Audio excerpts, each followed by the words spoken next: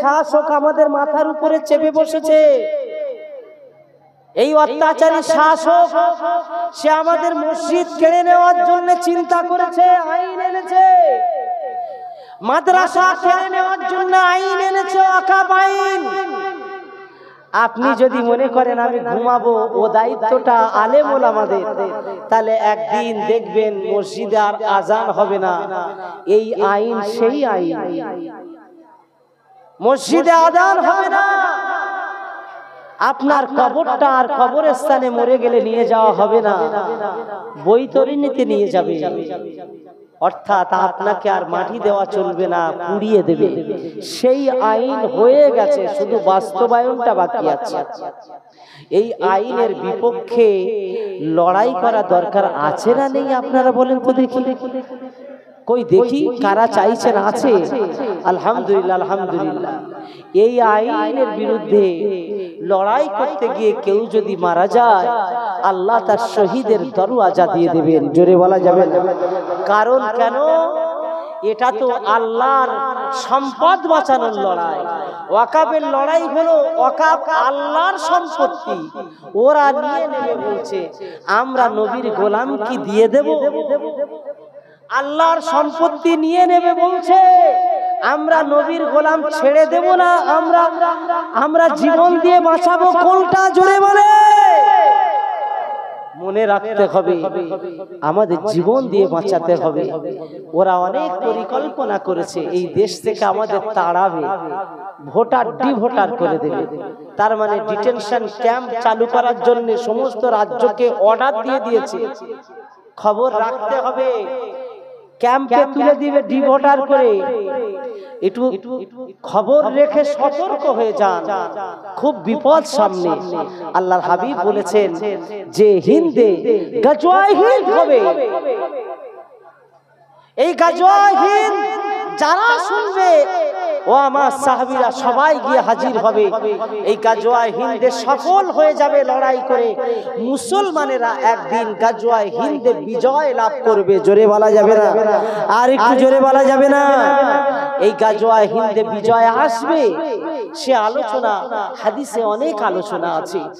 আমি এই দুনিয়া কোটিবার বিক্রি করলে জান্নাতের এক কদম জায়গা কেনা যাবে না।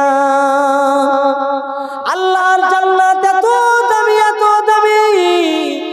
আম্মা জান বলেন রব্বুল আলামিন আল্লাহ পাক যে জান্নাতকে আল্লাহ এত দামি করেছেন, ওয়াসিকাল্লাযীনা তাকাউ রাব্বাহুম ইলাল জান্নাতি যুমারা হাত্তা ইযা জাউহা ওয়া ফুতিহাত আবওয়াবুহা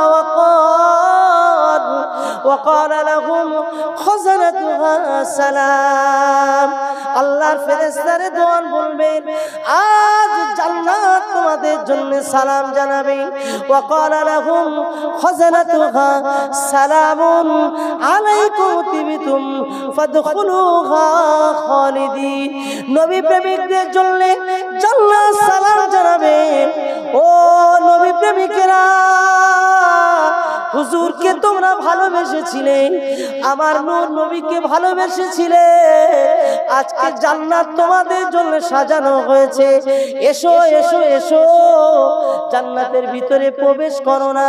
এই জান্নাত চিরস্থায়ী আল্লাহ পাক তোমাদের জন্য বানিয়ে দিয়েছে। একবার জোরে জোরে বলুন সুবহানাল্লাহ। কোরআনে আল্লাহ পাক বলেন, জান্নাত আওয়াজ দিয়ে বলবে, জান্নাতীরা হুজুরকে ভালোবেসেছিলে, রবিউল আউয়ালের 12 তারিখে হুজুরের জন্য দিওয়ানা হয়ে গিয়েছিলেন।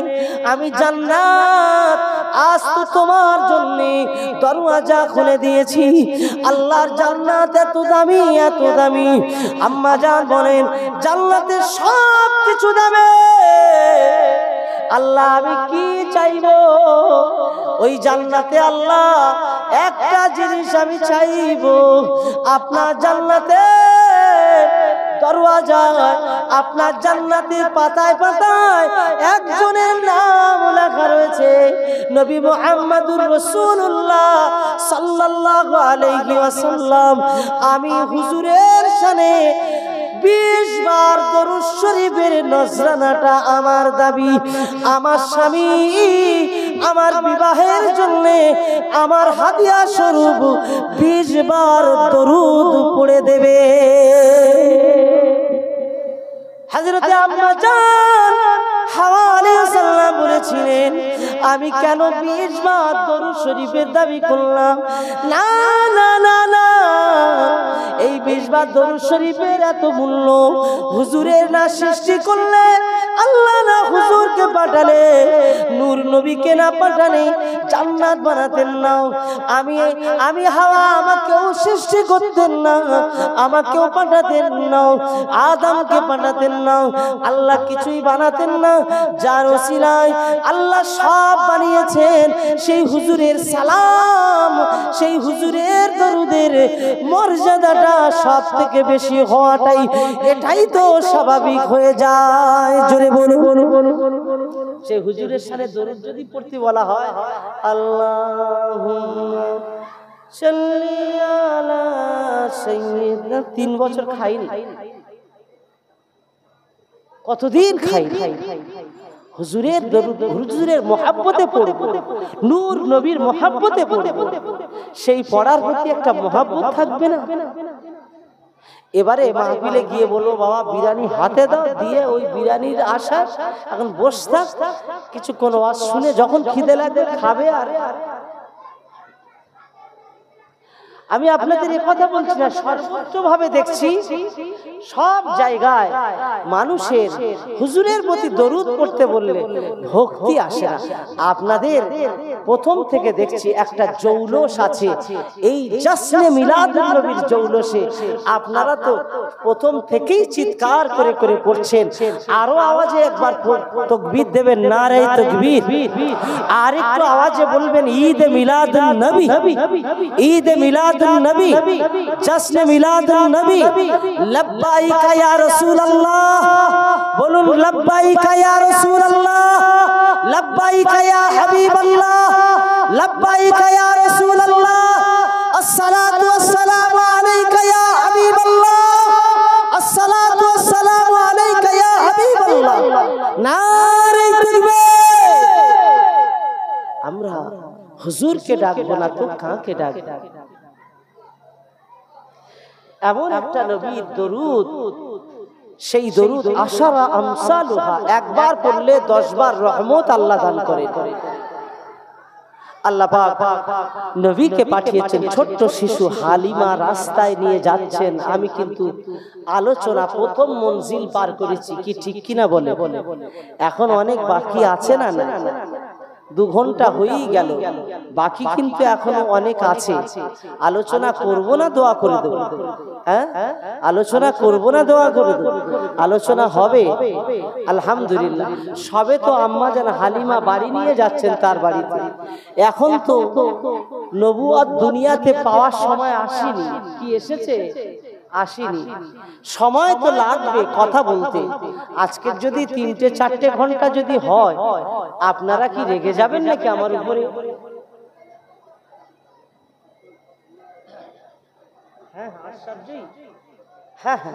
বলছেন যে নবীজির আশ্চর্য কিছু ঘটনা আমাদেরকে শোনান। আলহামদুলিল্লাহ, খুব আশা, এটাই তো আমি শুনতে চাইছি।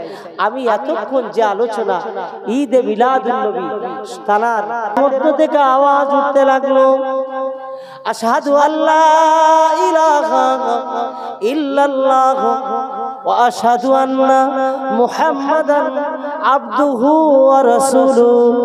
সঙ্গে সঙ্গে দূর করে ছুঁড়ে ফেলে দিয়েছে আবু জাহাল। হাতের ভিতরে ছিল পাথর, ওই পাথরের জবান খুলে আমার রাসূলুল্লাহর সাক্ষ্য দিতে লেগেছিল। আবু জাহেল বলল, জাদুকর দেখো, পাথরের উপরে জাদু করেছে। আমার হাবিব বলেন, না না, এটা জাদু নয়, সত্য কথা পাথর বলেছে। আয় মুহাম্মদ, তুমি যদি সত্যবাদী হও, ওই যে গাছ আছে ওই গাছকে তুমি ডেকে দেখাতে পারো, তোমার কাছে কি গাছ আসবে? আল্লাহর হাবিব বললেন যদি আসে, বললে আমরা কলেমা পড়ে নেব। গাছকে, খেজুর গাছকে ইশারা করলেন, এই খেজুর গাছ, আমি হাবিবুল্লাহ, আমার পরিচয় কে না জানে? দুনিয়ায় সব আল্লাহর সৃষ্টি জানে, কিন্তু এই আবু জেহেলের লোকজনেরা তারা শুনতে চায় আমি কে। এ গাছ, আজ আমার সামনে চলে এসে আমার প্রমাণ দেই। গাছ মুহূর্তের ভিতরে, এক মুহূর্তে দূর থেকে দৌড়ে দৌড়ে হুজুরের সামনে এসে হাজির হয়ে গেছে। আবু জেহেলের তারিখে আসলাই মুহাম্মদ, তুমি যে বলো আমি নবী, তুমি যে বলো আমি নবী, আমরা এখনই খেজুর গাছ দেখতে চাই। এই খেজুর গাছ হবে তোমাদের কাছে, তোমার কাছে খেজুরের দানা দেব, তোমার কাছে একটি খেজুর দেব। ওই খেজুরটা পোঁতার পরে সঙ্গে সঙ্গে গাছ হবে, ফল হবে। যদি আমাদের দেখাতে পারো তাহলে আমরা নবী বলে মেনে নেব। আল্লাহর হাবিব দয়ার নবীর হাতে যে খেজুরটা দিয়েছিল, ওরা চালাকি করে খেজুরের দানা বার করে নিয়েছে। আমার হাবিব দয়ার নবী হাবিবুল্লাহ, দানা নাই, ভিতরে কোনো খেজুরের কিছুই নাই, বীজ নাই। হাবিব আমার হাতে করে নিয়ে নিজ হাতে নিজে পুঁততে পুঁততে খেজুরটা পুঁতে দিতে দিতে আগিয়ে গেলেন। একদিক দিয়ে খেজুরগুলো পুঁতে দিয়ে চলে যাচ্ছেন, দানা ভিতরে নাই। অপর দিক দিয়ে খেজুর পোতার সঙ্গে সঙ্গে গাছ হয়ে ফল হওয়া শুরু হয়েছে। মক্কার মানুষেরা বলল মুহাম্মাদের মতো জাদুকর পাওয়া যাবে না। আল্লাহর হাবিবকে মানতে চাইল না তারা। হুজুরের সঙ্গে যুদ্ধ জিহাদ শুরু করে দিল, লড়াই শুরু করে দিল। আল্লাহর হাবিবের কাছে আবু জেহেল এত জ্বালানো জ্বালিয়েছে, আবু জাহাল আমার হাবিবের কাছে এক তারিখে খবর দিয়ে দিল, মুহাম্মদ, আমরা 1-2 লক্ষ মানুষ, মক্কার সব মানুষ কলেমা পড়ে নেব, শুধু একটা প্রমাণ দিতে যদি পারো।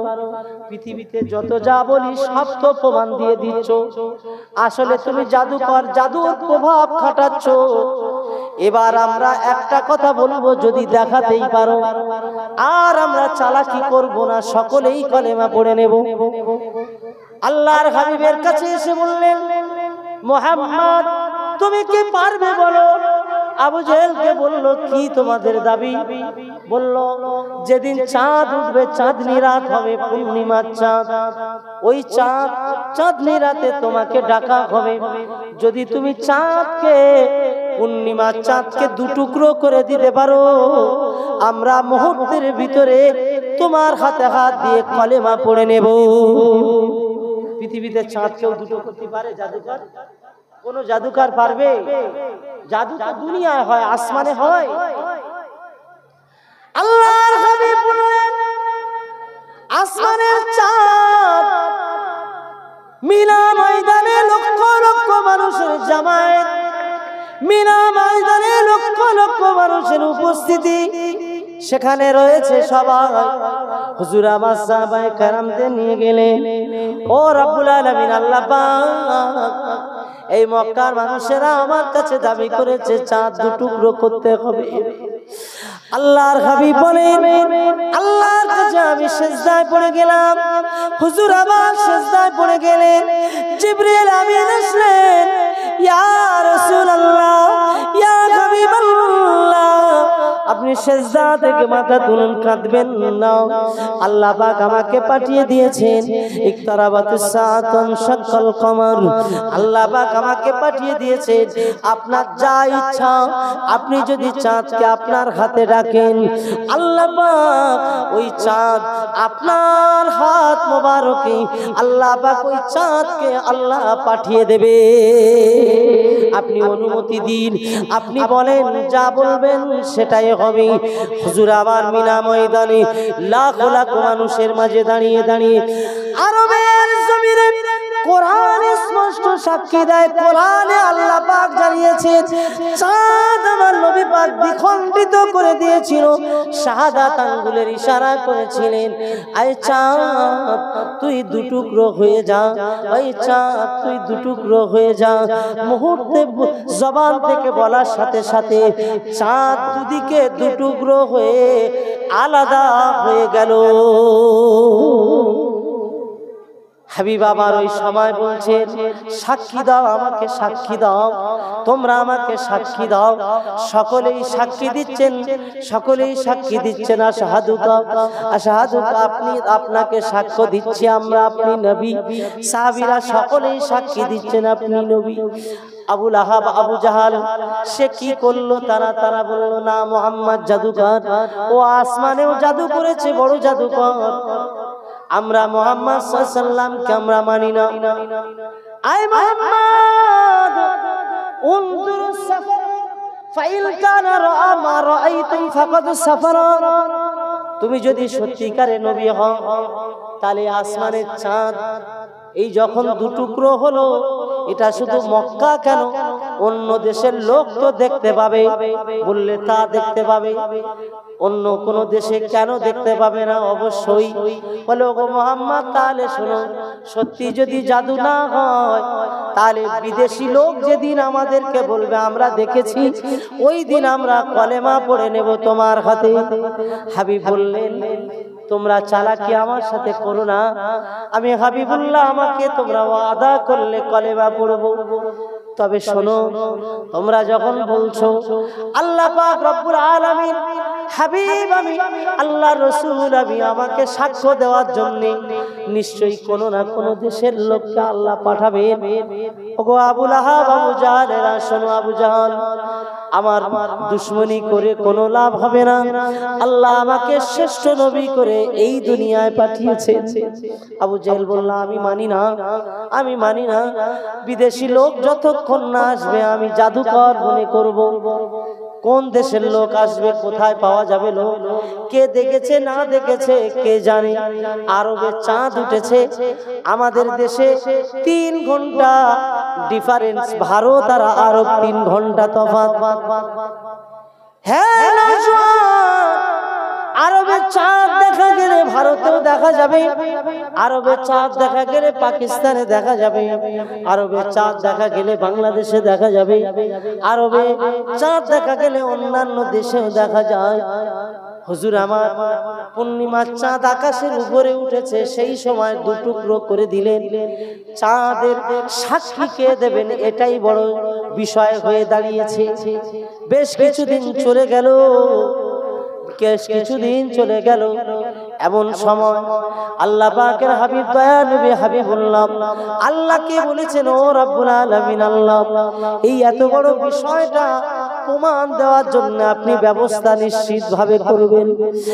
আল্লাহ পাক কোন দেশের লোককে পাঠাবেন তার হাবিবের ইজ্জত বাঁচাবার জন্য, হুজুরের সম্মান আল্লাহ পাক রক্ষা করার জন্য কোন দেশ থেকে লোক পাঠাবেন। আমার আল্লাহ পাক বাছাই করে করে করে করে করে করে আমার আল্লাহ পাক হিন্দের জমিনটাকে আমার আল্লাহ পছন্দ করে নিয়েছিলেন। একবার জোরে বলা যাবে না, আর একটু জোরে বলা যাবে না। মনে রাখেন, শ্রীলঙ্কা তখন ভারতের অংশ, শ্রীলঙ্কা তখন হিন্দের অংশ। আল্লাহ নবী দয়া নবী হাবিবুল্লাহ চাঁদ দুটুকরো করেছেন, ওই চাঁদ দুটুকরো করাটা প্রমাণ দিতে হবে। কে প্রমাণ দেবে? ওই রাতে, গভীর রাত, ওই গভীর রাতে স্বামী স্ত্রী 2 জন, তারা বাদশাহ হিসাবে রাতের বেলা 2 জন মিলে, স্বামী স্ত্রী 2 জন, বাদশাহ এবং বাদশাহর স্ত্রী বসে বসে, তারা ছাদের উপরে বসে বসে কথাবার্তা বলছিলেন, নিজেদের ঘরের উপরে বসে বসে কথাবার্তা বলেন। এমন একটা মুহূর্তে দেখতে পেলেন আসমানের চাঁদটা দুটুকরো হয়ে গেল। ভয়তে ঠক ঠক করে কাঁপছে। কি ব্যাপার? পদ্মাবতী মহিলাটির নাম, পদ্মাবতী মহিলাটির নাম। আর এক মুহূর্ত দেরি না করে স্বামীর হাত ধরে ঠক ঠক করে কাঁপতে লেগেছে, বিপদ হয়ে যেতে পারে। ভোজপাল রাজা ভোজপাল ওই সময় বলেছিলেন, ও পদ্মাবতী, চলো চলো, এখানে আমাদের দাঁড়ানো ঠিক হবে না, আমরা চলে যাব। আমি তাফসীরের আলোচনা করছি, তাফসীরে মারিফুল কোরআনে বিষয়টা আলোচনা করা হয়েছে, বিভিন্ন নবী জীবনীতে এই বিষয়টা আলোচনা করা হয়েছে। পদ্মাবতী নারী আর তার স্বামী হলো ভোজপাল, দুইজন ছাদ থেকে নেমে গেলেন। সকাল হয়ে গেছে, ঘুম আর আসলো না। কিছুক্ষণ বাদে যখন সকাল হয়ে গেল, সকালবেলা লোকজন ডেকে বলছে, শোনো, আমরা রাতের বেলা চাঁদ দু টুকরো হতে দেখেছি। অনেকেই বলছেন হ্যাঁ আমরা দেখেছি। শোনো, আমার একটা বিষয় জানার বড় ইচ্ছা হয়, চাঁদ কখনো তো এমন করে দু টুকরো হওয়ার নয়, কেন দু টুকরো হলো কে বলতে পারে? তোমরা মুনিশিদেরকে ডাকো, সকল ব্যাখ্যাকারদেরকে তোমরা উপস্থিত করো, কেউ এসে প্রমাণ দিতে পারছেন না কেন হলো। রাজা ভোজপাল বলেছিলেন, যদি কেউ প্রমাণ দিতে পারেন তার চাহিদা মতো আমি পূরণ করে দেব, তারকে অনেক উপঢৌকন আমি দেব। একটা সময় দিয়ে দেওয়া হলো, এই সময়ের ভিতরে কেউ কি পারবে? সময় চলে যায়, কেউ পারেন না, কেউ বলতে পারেন না, কারো দ্বারা সম্ভব হয় না। একটা দিন এমন হয়ে গেল, পদ্মাবতী কে বলছেন, ওগো পদ্মাবতী, কেউ পারবে না মনে হয়। আমি ভোজপাল, আমার মনের আশা কি পূরণ হবে না? খবর আবার দাও।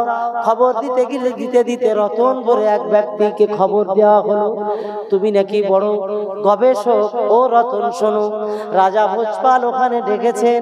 রাজা ভোজপাল একটা বিষয় দেখেছেন, এই বিষয়ে প্রমাণ দিতে হবে। কেন? রতন শোনার পরে বললেন, আমি প্রমাণ দিতে পারবো কি পারবো না পরের কথা, আমাকে একটু সময় দেওয়া হোক। রতন চিন্তা করতে করতে কয়েকটা দিন চলে গেল। রতন কয়েকটা দিন যাওয়ার পরে তার কন্যার সঙ্গে আলোচনা করতে শুরু করলেন। মা মা মা আমার চিন্তা ভাবনা, আমি একটা বিষয় বিপদে পড়ে গেছি মা। রাজা ভোজপাল দেখেছেন আসমানের চাঁদটা দু টুকরো হয়ে গেল। কেন হলো মা? ওই সময় রতনের কন্যা ছোট্ট মেয়েটি বলেছিলেন, ও বাবা, ওটা কি আপনি জানেন না? কেন দু টুকরো হয়েছে আপনি কি ওটা জানেন না? আমি আপনাকে বলে দিতে পারি বাবা, কোনো চিন্তা নাই, কোনো চিন্তা নাই। আপনি কি কখনো বেদ পড়েছেন নাকি বলুন না? বেদে লেখা রয়েছে, দ্বাদশ মাধব মাস শুক্ল পক্ষে শ্রীমতীষা ওম নমস্তাস্মৈ নমঃ নমঃ। বেদের পাতাতে লেখা রয়েছে বাবা, আপনি দেখুন না, এটা সংস্কৃতি একটি কথা। সিরাতে নবীর জীবনীতে এই অংশটা লেখা রয়েছে, দ্বাদশ মাধব মাস শুক্ল পক্ষে শ্রীমতীষা বিষ্ণু দশা ওম নমস্তাস্মৈ নমঃ নমঃ। বর্ণনা করা রয়েছে রবিউল আউয়ালে 12 তারিখে যার আগমন করবে আমেনার কোলে, আব্দুল্লাহর ঘরে, আমেনার ঔরসে। ও ওই ব্যক্তি তার অনেক সহচর থাকবে মক্কা, সেই তিনি আসবেন মরুদেশেতে। মরুদেশে তানার ঘর হবে। ওই মরুদেশের এক ব্যক্তি তানার সঙ্গী সাথীদের নিয়ে আসমানের চাঁদটা তিনি দ্বিখণ্ডিত করে দেবে। আমার তো মনে হয় সেই মরুদেশের কোনো মহামনীষী। বাপ বলছেন, ঠিক বলেছো মা, হতে পারে। বেদ হাতে করে নিয়ে পড়লেন, রাজা ভোজপালের কাছে গিয়ে বললেন, ও রাজা ভোজপাল, আমি পেয়ে গিয়েছি, কোনো অসুবিধা নাই। সেই যুগে রতন ছিল বড় জাদুকর, জাদুর বড় প্রভাব ছিল সেই সময়। সব মানুষ জাদু করা জানতো কম বেশি, কিন্তু রতন এত বড় জাদুকর ছিলেন। রতন বললেন, শোনেন, আমি বুঝতে পেরেছি, এই তো তার প্রমাণ। রাজা বলেছিলেন, রতন, তুমি যদি সত্য কথা বলো, জীবনে তোমার অভাব অনটন সব মিটে যাবে, কিছুই করা প্রয়োজন হবে না। যদি তুমি আমাকে ওই ব্যক্তির কাছে একবার নিয়ে যেতে পারো, যে ব্যক্তির কথা আমাকে বলছো। বললে, আমি নিয়ে যেতে পারি। তিনি মরুদেশে আছেন, আর মরুদেশটা তো হলো আরব দেশ। চলেন চলেন। রতন তিনি সঙ্গী সাথীদের নিয়ে রাজাকে এবং ভোজপালকে নিয়ে, তার স্ত্রীকে নিয়ে, পদ্মাবতীকে নিয়ে সোজা ওই মক্কা রওনা দিয়েছেন মক্কা শরীফে যাওয়ার জন্য। ওই মরুদেশেতে যাওয়ার জন্য রওনা দিলেন। মরুদেশেতে যেতে যেতে যেতে যেতে যখন মরুদেশে পৌঁছে গিয়েছে, ও নওজওয়ানেরা, এই ভারতবর্ষ থেকে আল্লাহ পাক মরুদেশে প্রমাণ দেওয়ার জন্য আল্লাহ পাক 3 জন ব্যক্তিকে পাঠিয়েছিলেন। একবার জোরে বলা যাবে না? আরো একবার জোরে বলা যাবে না? নারে তাকবীর। কজন বললাম? 3 জন মরুদেশে চলে গিয়েছেন। তাফসীরে এসেছে সর্বপ্রথমে আবু জাহলের সঙ্গে দেখা, রতন কুশল বিনিময় করে আবু জেহেলকে বলছেন, ওগো ভাই, একটা খবর দিতে কি আপনি পারেন? আমরা অনেক দূর থেকে এলাম, আপনি কি বলতে পারেন এখানে কোনো ছেলে আছে কি যে চাঁদটা 2 টুকরো করে দিয়েছে? বলছে এইরকম ঘটনা তো এখানে ঘটেনি। তোমরা কি দেখেছো? পাগলের মতো চাঁদ কি কেউ 2টো করতে পারে? দেখেন, ওই তো বলেছিল বিদেশি লোক এসে প্রমাণ দিলে আমি কলেমা পড়ে নেব। এখন প্রমাণ দিচ্ছে, ও বলছে এরকম ঘটনা মক্কায় ঘটেনি, এরকম ঘটনা মরুদেশে ঘটেনি। ভাগ্যে যদি না থাকে, কে তাকে কপাল ফাটা হলে কে তাকে কপালটা সোজা করবে? কপাল তো ফেটে গেছে। আল্লাহর হাবিবের প্রমাণ দিয়ে দিলেন। রতন সেখানে উপস্থিত হয়ে রাজা ভোজপালকে নিয়ে 3 জন ব্যক্তি আমার নবী পাকের দরবারে গিয়ে প্রমাণ দিয়েছিলেন, আমরা দেখেছি হিন্দের জমিনে বসে আমরা দেখতে পেয়েছি আসমানের চাঁদ 2 টুকরো হয়ে গেছে। একবার জোরে জোরে বলুন সুবহানাল্লাহ, আর একটু জোরে বলুন সুবহানাল্লাহ। সকলে একটু দাঁড়িয়ে সালাম পড়িয়া নবী।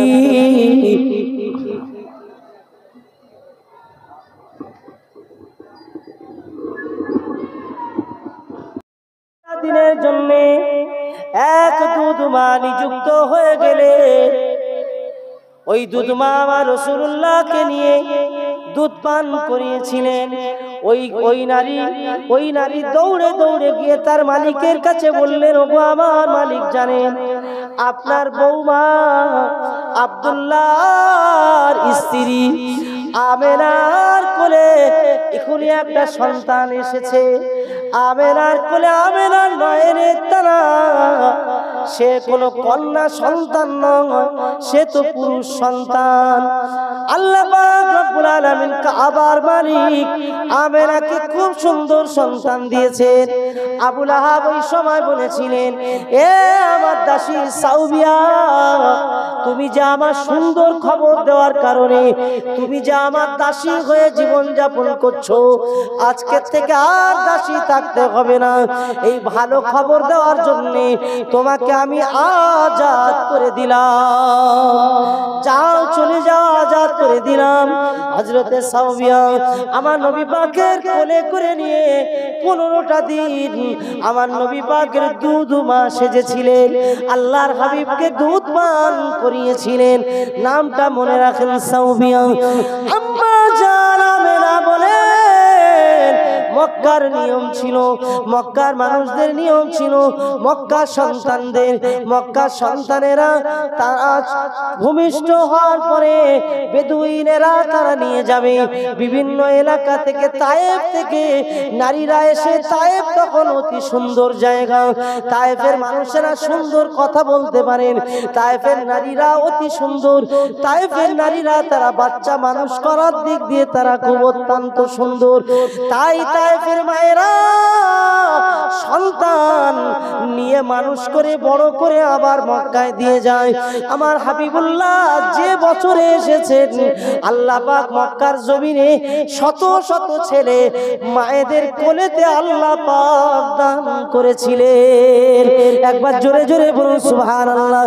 আম্মা জান আমেনা বলেন, কয়েকশো নারী তায়েফ থেকে মদিনার মক্কা থেকে এসে গেল। মক্কার জমিনে আসার পরে আমি নিজে চোখে দেখলাম পাশের বাড়ি থেকে সন্তানদের নিয়ে নিয়ে চলে যায়, কিন্তু আমার শিশু মুহাম্মদকে নেওয়ার জন্য কেউ আসে না। আমার মুহাম্মদকে কেউ নিয়ে যায় না। সময় চলে যায়, সন্ধ্যার কাছাকাছি হয়ে গেছে, আমার শিশু মুহাম্মদকে কেউ নিয়ে যায় না। আম্মা জান, আম্মা জান, আমেনা বলেন সন্ধ্যার কাছাকাছি সময় দেখতে পেলাম একেবারে হালিমা বলে একটা নারী তায়েফ থেকে এসেছেন। হালিমা এসে দরওয়াজার কাছে বলছেন, ও আমেনা, সব মায়েরা চলে গেল, আমি কোনো সন্তান পেলাম না। তোমার ঘরেতে যে সন্তান তোমার কোলেতে আছে ওটা কি আমাকে দেবে? আমি তায়েফে নিয়ে মানুষ করব, আমি তাকে লালন পালন করব, দুধ পান করাবো, তুমি কি আমাকে দেবে? আমেনা, আম্মা যারা আমেনা বলেন আমি ঘরের দরওয়াজাটা খুলে দিলাম। ঘরের দরওয়াজাটা খুলে দেওয়ার সাথে সাথে হালিমা ঘরের ভিতরে প্রবেশ করে বলেছিলেন, ও আমেনা, ও আমেনা শোনো, ও আমেনা শোনো, তোমার সন্তান আমি নিয়ে যাব, কিন্তু কোনোদিন আমি তোমার কাছে কোনো অর্থের দাবি করব না। বিনা পয়সায় তোমার সন্তানকে আমি লালন পালন করব। জোরে জোরে বলুন সুবহানাল্লাহ। আম্মা জান হালিমা বলেছিলেন, আমি আমেনার ঘরের ভিতরে প্রবেশ করে দেখলাম ঘরটা স্বাভাবিকভাবে অন্ধকার হয়ে থাকার কথা ছিল, কিন্তু না না না না, আমি ঘরের ভিতরে প্রবেশ করে দেখলাম ওই শিশু মুহাম্মদ সাল্লাল্লাহু আলাইহি ওয়াসাল্লামের নূরের আলোতে আল্লাহ পাক আমেনার ঘরটা আলোকিত করে রেখে দিয়েছে। আমেনার কোল থেকে নিয়ে আমি হালিমা শিশু মুহাম্মদ সাল্লাল্লাহু আলাইহি ওয়াসাল্লামকে নিয়ে যখন আমি আমার কোলেতে নিয়ে নিলাম, আমার শরীরটা অতি দুর্বল ছিল। আমার একটা সন্তান ছিল যাকে দুধ পান করাবার মতো আমার শক্তি হারিয়ে ফেলেছিলাম, কিন্তু আমি শিশু মুহাম্মদকে যখন কোলে তুলে নিলাম আমি দেখতে পেলাম আমার শরীরটা সতেজ হয়ে গেল, আমার শরীরটা স্বাভাবিক হয়ে গেল। আমি বাচ্চাকে নিয়ে কোলে করে নিয়ে আমি আমার দুধ পান করাবার জন্য যখন আমি তাকে দুধ পান করাতে লাগলাম, এই সময় দেখতে পেলাম আমি পূর্বে আমার সন্তানের দুধ পান করাবার চেষ্টা করেছিলাম, হয়নি, কিন্তু শিশু মুহাম্মদ কোলে আসার পরে আমার শরীরটা পরিবর্তন হয়ে গেছে। আমি হালিমা আমেনার কাছ থেকে নিয়ে যখন আমার রুগ্ন শুকনো উটের পিঠে যখন আমি উঠলাম, স্বাভাবিকভাবে আমার বাহনটা চলতে পারছিল না, কিন্তু যখন আমি আমার বাহনের পিঠে উঠলাম আমার বাহনটা এত দ্রুত যেতে লাগলো। ওই তায়েফের মহিলারা যারা আগে এসেছিলেন, আগে চলে গেছেন, আমি দেখতে পেলাম আমার যাওয়া দেখে এত দ্রুত যেতে লাগলো ওই উট, ওরা আগে চলে গেছে, কিন্তু ওদেরকে পিছিয়ে দিয়ে আমার বাহন সবার আগে ঘরে আমাকে পৌঁছে দিয়েছে। একবার জোরে বলা যাবে না? আমি হালিমা যখন আমার উট নিয়ে রাস্তা দিয়ে যাচ্ছিলাম, তায়েফে যাওয়ার পথে প্রথম মঞ্জিলের কাছে আমি পৌঁছে গেলাম। প্রথম মঞ্জিল, দুটো মঞ্জিল অতিক্রম করতে হবে, আমার ঘর পর্যন্ত যাওয়া দুটো মঞ্জিল পার হতে হবে। আমি প্রথম মঞ্জিলে গিয়ে যখন পৌঁছালাম, এক বৃদ্ধা মানুষ তিনি আমাকে আওয়াজ দিয়ে বলছেন, ও মহিলা, ও তায়েফের মহিলা, আমি একজন পাদরী, বয়স আমার অনেক বেশি, একটু তুমি দাঁড়াও, তোমার সঙ্গে কথা বলবো। ও তায়েফের মহিলা একটু দাঁড়াও। আমি হালিমা দাঁড়িয়ে পড়লাম, আমার স্বামী আমার সঙ্গে আছেন। এমন একটা মুহূর্তে ওই পাদ্রী আমার কাছে এসে বললেন, হালিমা, ও মহিলা তায়েফের, কে তোমার কোলে আছে, একটু আমাকে দেখাও। আমি একটা বাচ্চা দেখার জন্য 15টা দিন অপেক্ষা করছি জানো। আজ 15 দিন ওই বাচ্চাকে দেখা পেলাম না। তোমার বাচ্চাকে একটু দেখাও, মক্কা থেকে তুমি তো ছেলে আনতে গিয়েছিলে। হালিমা আম্মা জান অবাক হয়ে গেলেন, বললেন না আমার ছেলেকে আমি দেখাবো না। ওর আম্মা জান আমাকে নিষেধ করে দিয়েছেন। আম্মা মেরা নিষেধ করেছিলেন হালিমা আমার ছেলেকে দেখাবে না কাউকে, মুহাম্মদকে সাবধান করে রাখবে, তার শত্রু অনেক বেশি হবে, তার শত্রু অনেক বেশি হবে, কখনো মুহাম্মদকে ছাড়বে না, একা ছেড়ে দেবে না। আম্মা জান হালিমা চিন্তা করছেন, যদি এই পাদ্রীকে যদি আমি সন্তান দেখাই শত্রুতা করে বিপদ এনে দিতে পারে। বললেন না আমি দেখাবো না, দেখাবো না। পাদ্রী বলছে দেখো হালিমা এখানে তো কেউ নাই, তোমার স্বামী আর তুমি আর আমার ঘর এখানে, যদি না দেখাও তাহলে তো বিপদ হতে পারে, দেখাতে তোমাকে হবে। তবে তুমি আমার কন্যার মতো হয়ে আমি তোমাকে বলছি অনুরোধের সঙ্গে তোমার কোনো ক্ষতি করব না, তোমার ছেলেরও কোনো ক্ষতি করব না, শুধু আমি আমার নজরে একবার দেখব এটা কি সেই বাচ্চা যার জন্য আমি দাঁড়িয়ে আছি। আম্মা জান হালিমা অত্যন্ত বুদ্ধিমত্তার সঙ্গে তিনি উত্তর দিলেন, আপনি আমার বাপের মতো, আপনাকে দেখালে আমার অসুবিধা নাই, কিন্তু ওনার আম্মা জান নিষেধ করেছিলেন বলে আমি বললাম দেখাবো না, আমি তো কথা দিয়ে এসেছি। পাদ্রী বললেন ঠিক আছে, কিন্তু আমাকে তো দেখাতেই হবে, আমি ক্ষতি করব না। ও হালিমা একটু দেখা, আমি কথা দিয়ে দিলাম মরুভূমিতে যত তোমার তায়েফে যেতে যদি কোনো সমস্যা হয় আমি তোমাকে সাহায্য করে তোমার বাড়িতে পাঠিয়ে দেব। আম্মা জান বললেন আমি নাচার হয়ে গেলাম, কোনো উপায় নাই। ওই বাচ্চা শরীর থেকে আমি কাপড়টা সরিয়ে দিলাম। পাদ্রী কাছাকাছি আসলেন, শিশু মুহাম্মাদের দিকে তাকিয়ে দেখলেন, শিশু মুহাম্মদ সাল্লাল্লাহু আলাইহি ওয়াসাল্লামের দিকে তাকিয়ে দেখে পাদ্রী চিৎকার করে আওয়াজ দিলেন, ও হালিমা, ও হালিমা, ও তায়েফের মহিলা তোমার নাম কি? ও তায়েফের মহিলা তোমার নাম কি বলো?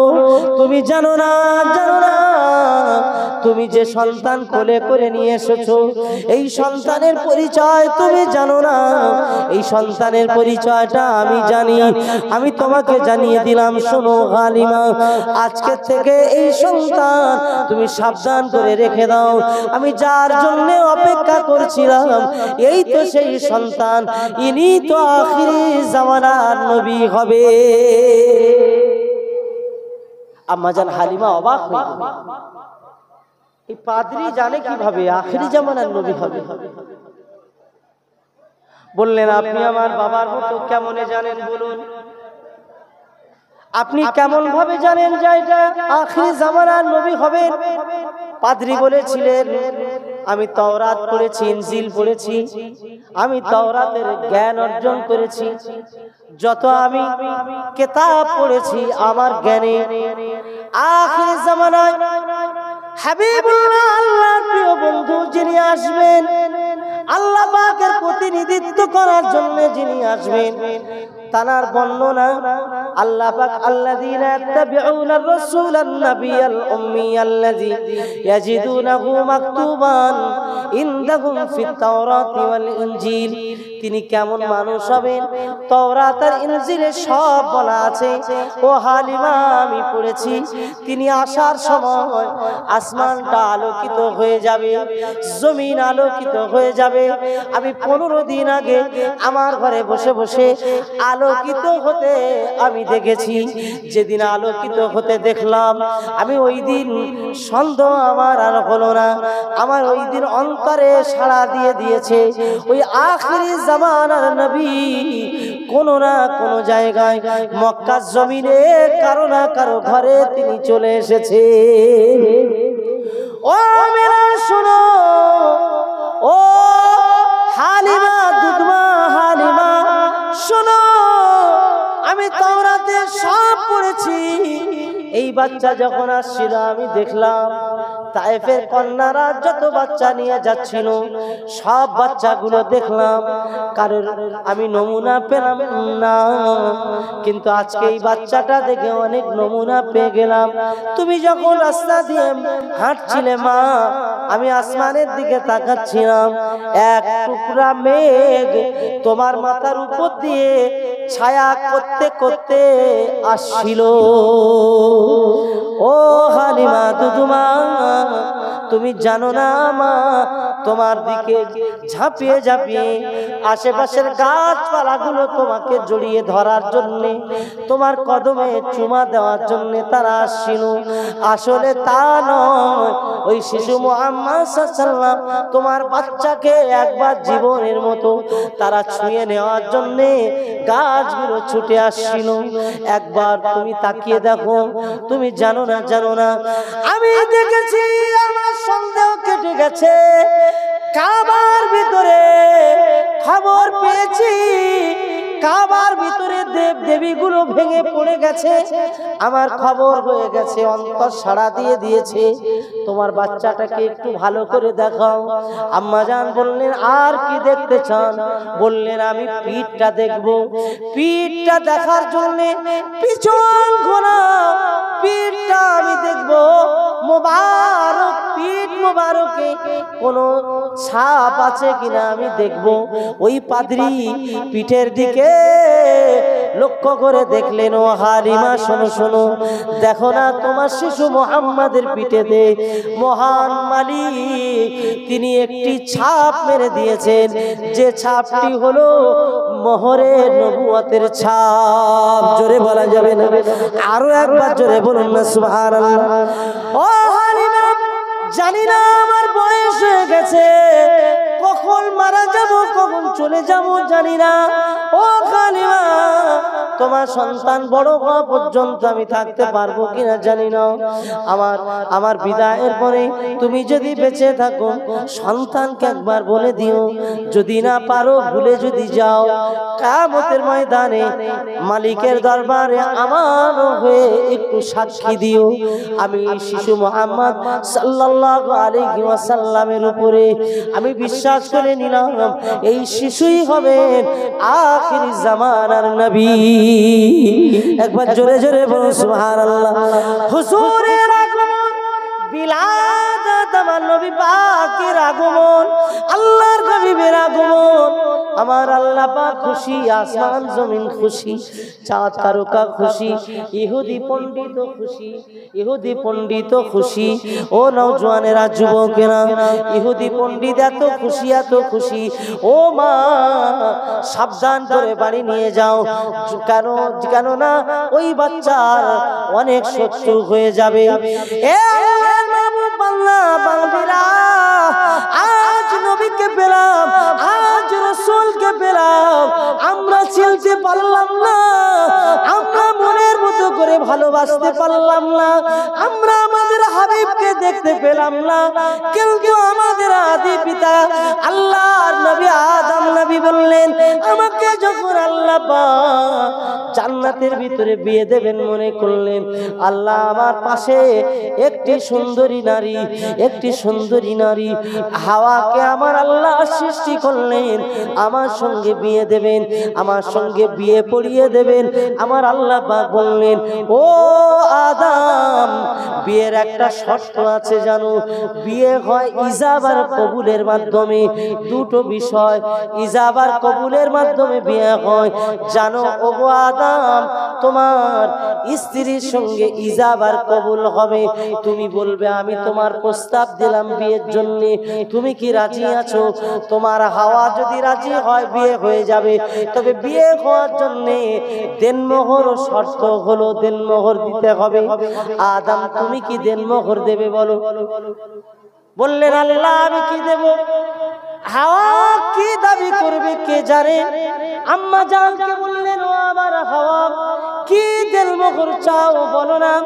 একবার মুহাম্মদে দরুদ শরীফ পড়ুন, আল্লাহুম্মা সাল্লি আলা।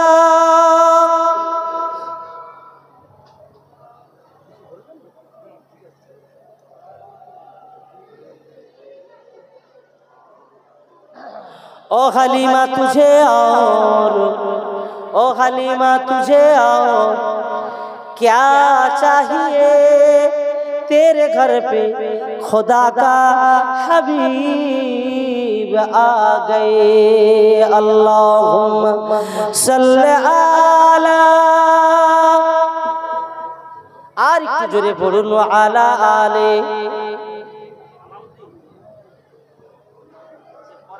মদিনার বুলবুল, মদিনার বুলবুল নবী রাসূলুল্লাহ, আমার সঙ্গে পড়ুন মদিনার বুলবুল, আমার সাথে গজলটি পড়ুন না, মদিনার বুলবুল নবী রাসূলুল্লাহ পাঠাইলেন খুশি হয়ে নিজে মাবুদ আল্লাহ। আল্লাহুম্মা সাল্লি আলা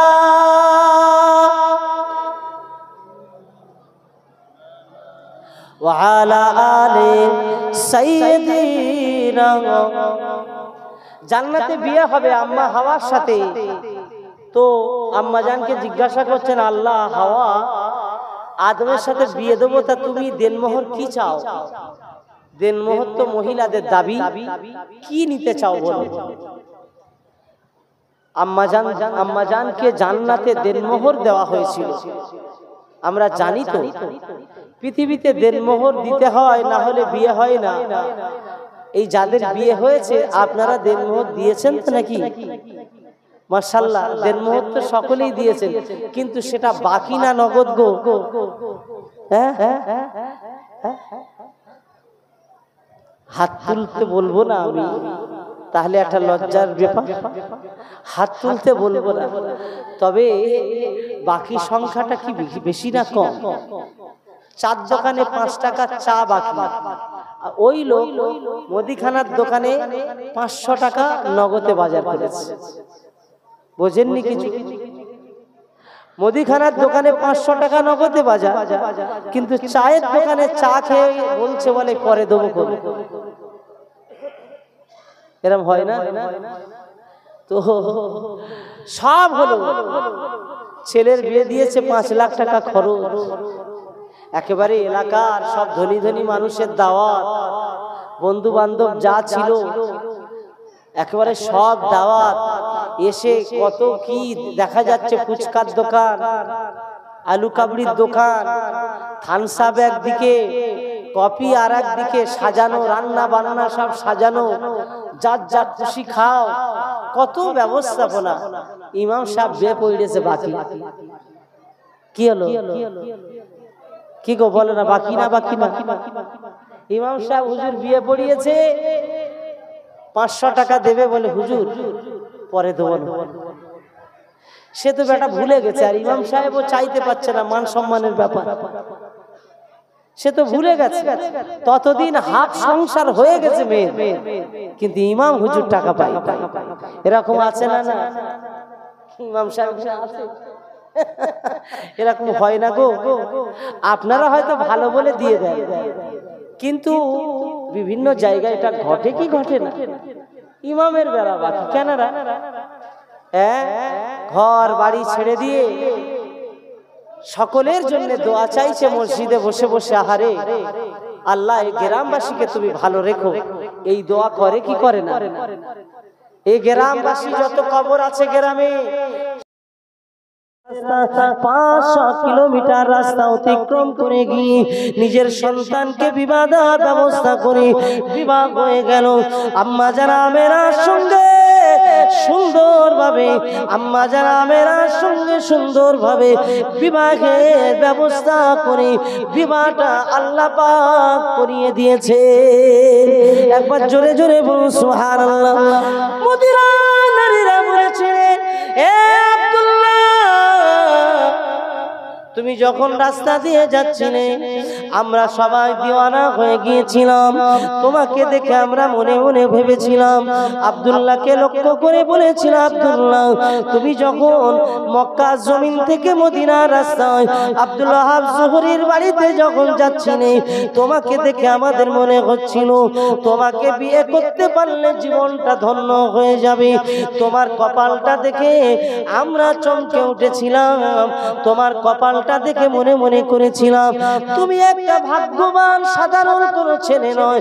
কিন্তু আমেনার সঙ্গে বিবাহ হওয়ার পরে, কয়েকদিন যাওয়ার পরে, তোমাকে দেখার পরে আমরা আমাদের যদি তোমার বাবার যত সম্পদ আছে সব যদি আমাদের দিয়ে দাও তাও বিবাহ করব না, কেননা তোমার কপালের সেই নূরের জ্যোতিটা আর দেখতে পাই না।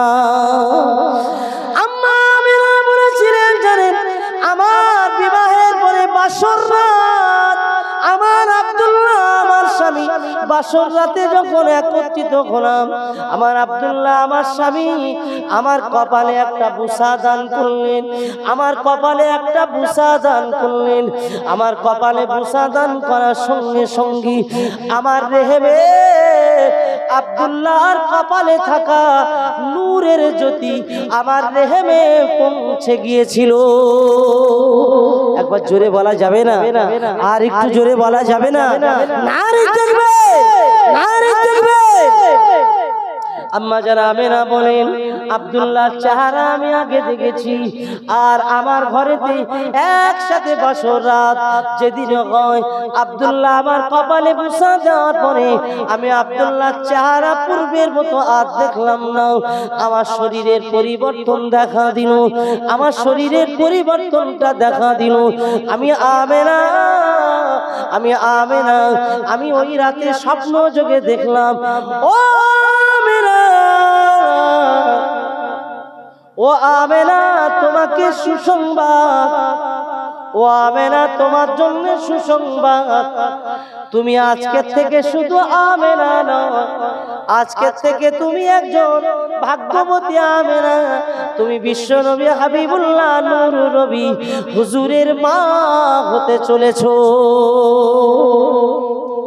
আর একটু মন খুলে বলা যাবে না? আর একটু জোরে চিল্লে বলা যাবে না? আর একটু জোরে হবে না? নারে তাকবীর। তুমি আজকে থেকে মা হতে চলেছো।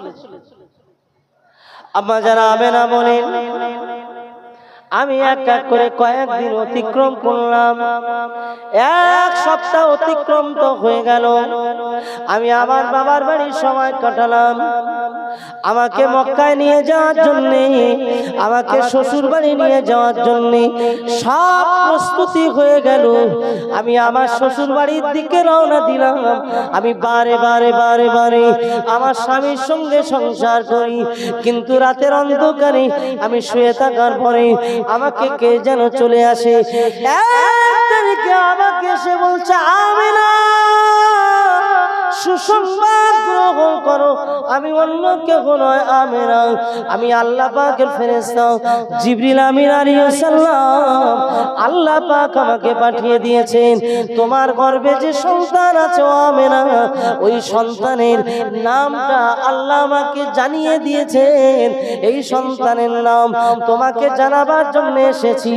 আসমানে তার এক নাম, যখন পৃথিবীতে ভূমিষ্ঠ হবে ওই সন্তানের নাম আল্লাহ পাক বলে দিয়েছেন, তার নাম তুমি রাখবে মুহাম্মদ। মুহাম্মদ, একবার জোরে জোরে বলুন সুবহানাল্লাহ।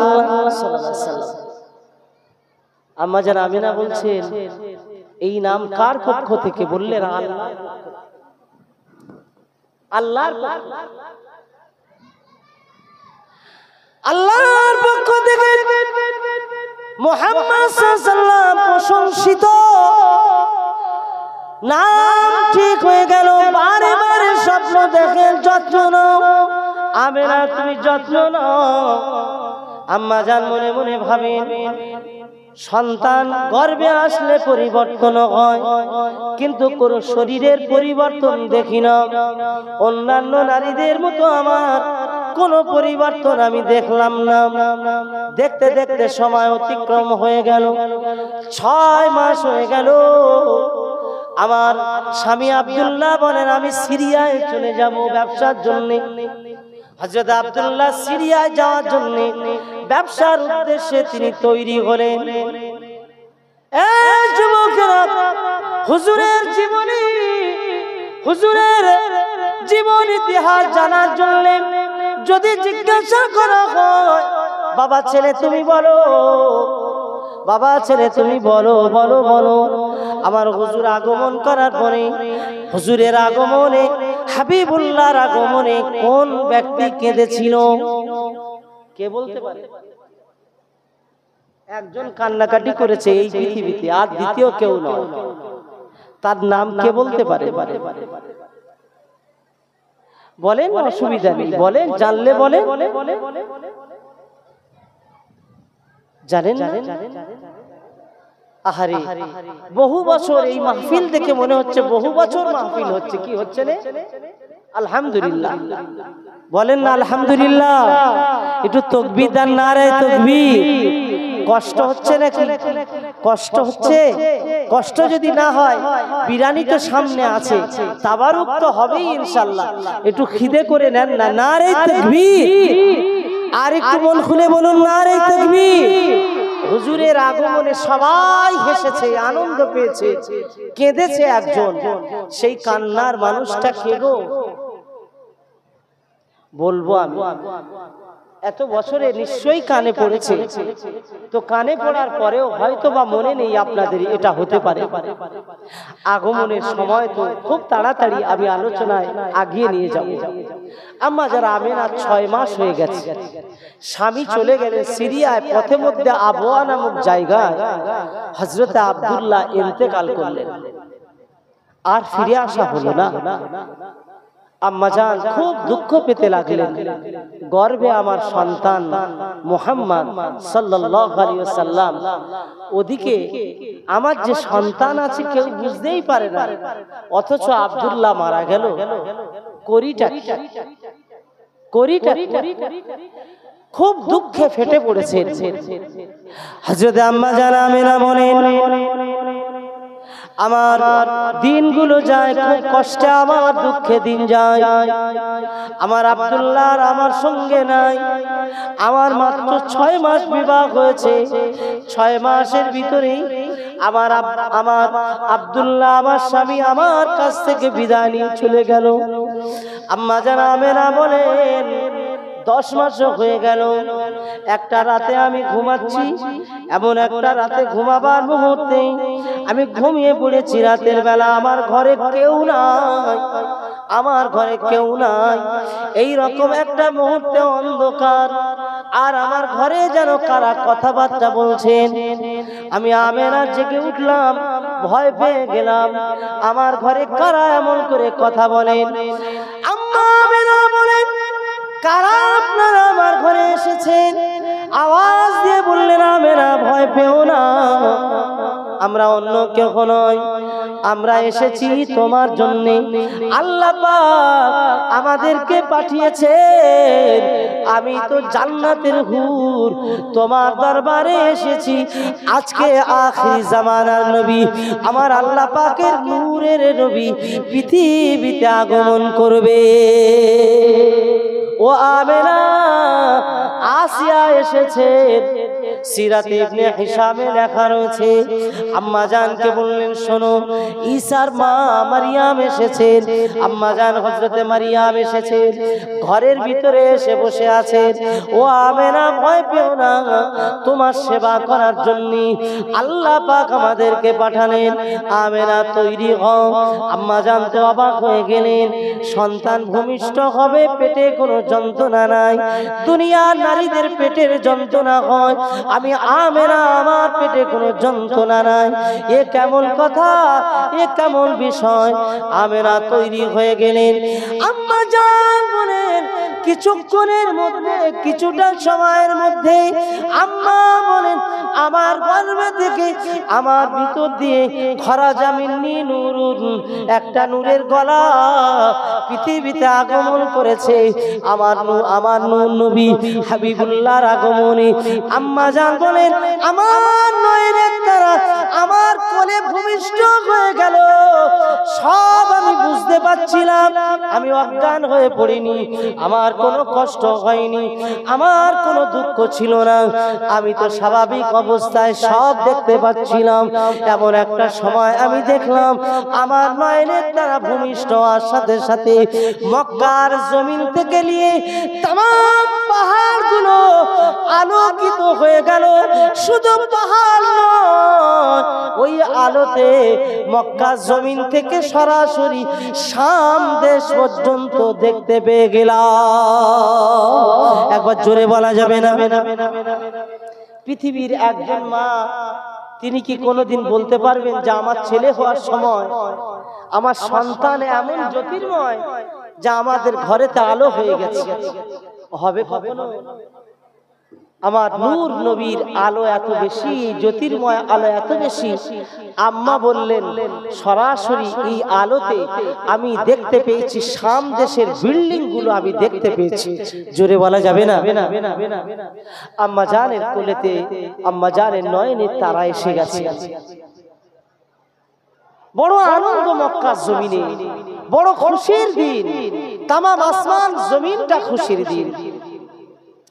কি খুশি! হাদিস শরীফে এসেছে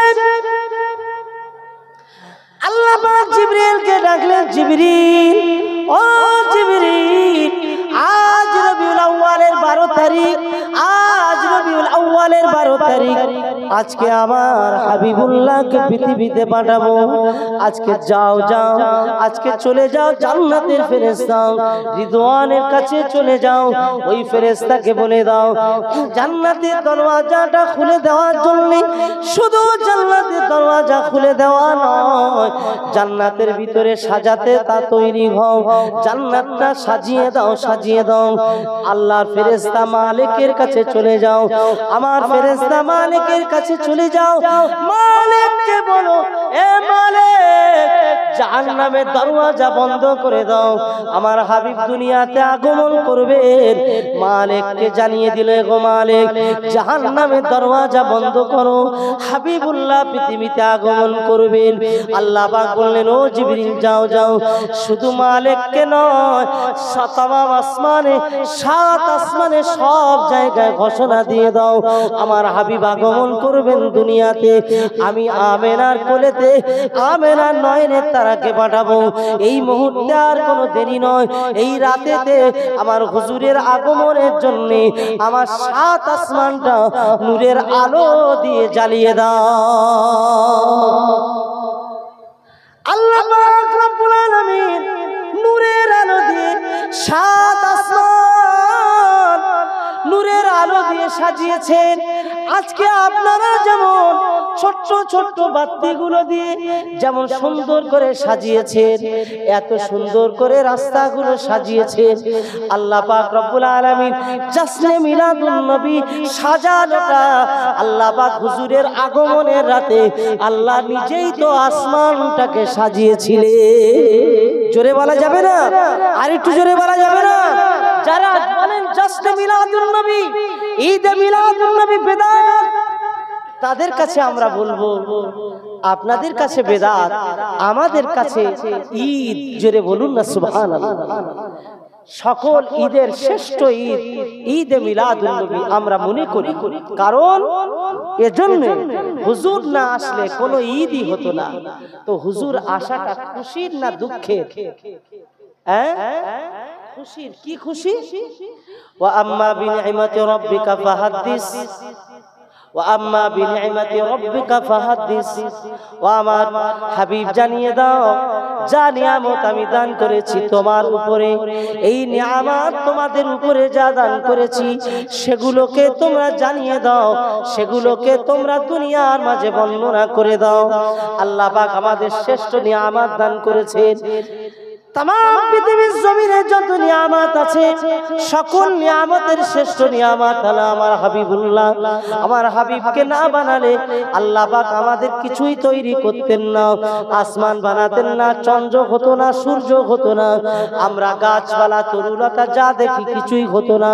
এই যে আমরা নিঃশ্বাস প্রশ্বাস নিই যে হাওয়া, এই হাওয়া আমরা পেতাম না, শুধু হুজুর আসার বিনিময়ে আমরা পেয়েছি। যে হুজুর সব নিয়ামতের সেরা নিয়ামত, ওই নিয়ামতের প্রচার করাটা আল্লাহ তিনি শিখিয়ে দিয়েছে। সুবহানাল্লাহ বললে কি গুনাহ হবে নাকি? হ্যাঁ, সুবহানাল্লাহ বললে গুনাহ হবে? তাহলে সুবহানাল্লাহর আওয়াজ একটু জোরে হবে না আস্তে হবে? একটু আস্তে বলেন দেখি, নারে তাকবীর। আর একটু আস্তে বলেন, নারে তাকবীর। আর একটু আস্তে বলেন, নারে তাকবীর। তাহলে আস্তে বললে জোরে হবে। উল্টো সমাজ হয়ে গেছি আমরা, উল্টো সমাজ হয়েছে। আজকে খুশির রাত, হুজুর এসেছেন, হুজুর এসেছেন, কি আনন্দ। মক্কা জমিনে কাবার ভিতরে যে দেব দেবীগুলো রাখা ছিল সব পাথরের তৈরি, 360টা দেব দেবী মুখ থুবড়ে পড়ে অটোমেটিক ভেঙে গেছে। আল্লাহর আসমান জমিনে যা ছিল সবাই খুশি, একজন কেঁদেছে যার নাম হলো আজাজিল, ইবলিস শয়তান আজাজিল। সে জীবনে নবী পাকের আশাটা সহ্য করতে পারেনি। তার বক্তব্য হলো যে হুজুর এসেছে মানে আমার যত চালাকি সব ধরা পড়ে যাবে। সেই ধরা পড়ে যাওয়ার ভয়তে সে কান্নাকাটি শুরু করেছে।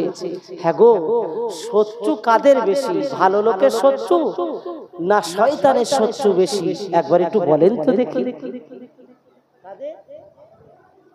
ভালো লোকের শত্রু বেশি। কারণ কি? কারণ ভালো লোক